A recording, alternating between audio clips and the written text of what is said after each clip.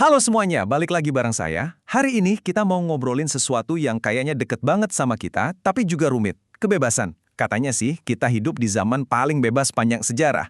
Tapi, beneran nggak sih kita sebebas itu? Yuk kita coba kupas tuntas. Oke, kita langsung to the point aja ya. Saya mau kita mulai dengan beberapa pertanyaan, coba deh jawab sejujur-jujurnya di dalam hati. Coba pikirin deh. Sebelum kamu mau posting sesuatu, atau bahkan saat kamu milih buat diam aja, ada nggak sih rasa takut sama reaksi orang? Seberapa sering ketakutan itu akhirnya nentuin apa yang kamu bilang dan apa yang kamu lakuin?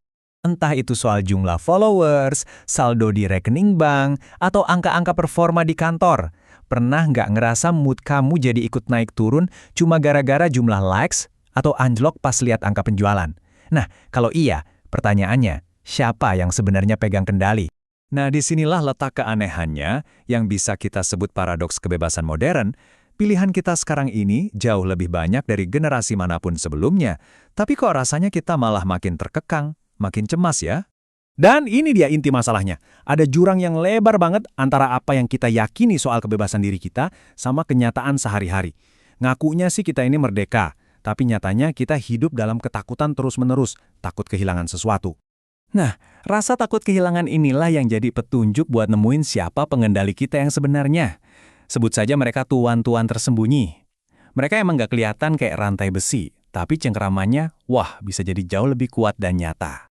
Ada tes logika yang gampang banget buat ngidentifikasi siapa tuan kamu. Coba deh tanyain ke diri sendiri, apa satu hal yang kalau sampai hilang dari hidupmu, kamu bakal ngerasa hancur sehancur-hancurnya? Jawabannya itu nunjuk langsung ke tuanmu. Contohnya gini deh, kalau setiap keputusan besar selalu diukur dari untung ruginya, kalau kamu cemas setiap kali buka aplikasi investasi atau milih kerjaan cuma karena gajinya gede, ya itu tandanya uang lah yang jadi tuan kamu. Atau gimana kalau kamu takut kehilangan citra baik? Kalau kamu terus-terusan mikirin apa kata orang di kolom komentar, atau pusing mikirin kalimat biar nggak ada yang tersinggung, nah, berarti opini publik lah yang jadi tuanmu. Atau bisa jadi yang kamu takutin itu kehilangan jabatan atau pengaruh. Kamu pegang erat-erat status itu bahkan sampai rela ngorbanin prinsip. Hati-hati, itu artinya kekuasaan itulah yang udah memperbudak kamu. Terus apa akibatnya kalau kita coba ngelayanin semua tuan ini dalam waktu yang bersamaan? Secara psikologis, dampaknya itu jauh lebih dalam dari sekedar stres biasa loh. Overthinking, cemas, takut gagal, takut dihakimi, takut ketinggalan. Ini semua bukan cuma gejala stres zaman now. Para psikolog melihat ini sebagai tanda jiwa yang terpecah. Jiwa kita ditarik ke arah yang berlawanan sama tuntutan para tuan yang beda-beda itu. Sebenarnya ada loh istilah klinisnya buat konflik batin ini, disonansi kognitif. Ini adalah rasa stres dan gak nyaman yang muncul pas tindakan kita nggak sejalan sama nilai-nilai kita. Karena kita lagi nyoba nyenengin tuan yang berbeda. Coba lihat deh tabel ini, jelas banget kan konfliknya? Kamu mungkin pengen banget hidup jujur, tapi tuan kamu, misalnya kekuasaan, nuntut kamu buat bohong demi citra perusahaan. Hasilnya, ya cemas, yang rasa bersalah. Energi kita tuh abis buat perang batin yang kayak gini terus-terusan. Jadi gimana caranya kita keluar dari perang batin ini? Jawabannya mungkin kedengaran aneh, kayak paradoks lagi.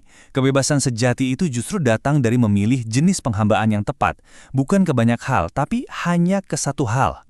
Ada sebuah analogi keren banget dari Al-Quran surat ke-39 ayat 29 yang rasanya pas banget buat zaman sekarang. Coba deh bayangin, enakan mana sih? Punya 10 bos yang perintahnya saling bertentangan, atau punya satu bos aja yang arahannya jelas? Nah, ini dia bedanya. Hidup dengan banyak tuan itu isinya cuma konflik dan kebingungan, capek terus-terusan. Sementara, hidup yang terpusat pada satu tuan itu ngasih kejelasan arah, stabilitas psikologis, dan keberanian dari dalam. Oke, jadi dalam prakteknya, kebebasan sejati itu kayak gimana sih? Ini bukan berarti kita harus kabur dari dunia atau lari dari tanggung jawab lo ya. Intinya gini, kamu tetap bekerja, tapi kamu nggak diperbudak sama kerjaanmu. Kamu punya harta, tapi kamu nggak jadi budaknya harta. Kamu punya nama baik, tapi kamu nggak dikendalikan sama omongan orang. Kamu hidup di dalam sebuah sistem, tapi kamu nggak menyembah sistem itu. Kamu bisa punya banyak hal tanpa harus dimiliki olehnya. Pada akhirnya, perspektif ini ngasih kita satu kebenaran yang menantang. Kita itu nggak akan pernah bisa hidup tanpa tuan. Pilihan kita satu-satunya adalah tuan yang mana yang mau kita layani. Pilihannya jadi jelas banget kan? Jalan pertama, menuju kehidupan yang terpecah, capek, dan cemas. Atau jalan kedua, menuju kehidupan yang utuh, stabil, dan berani.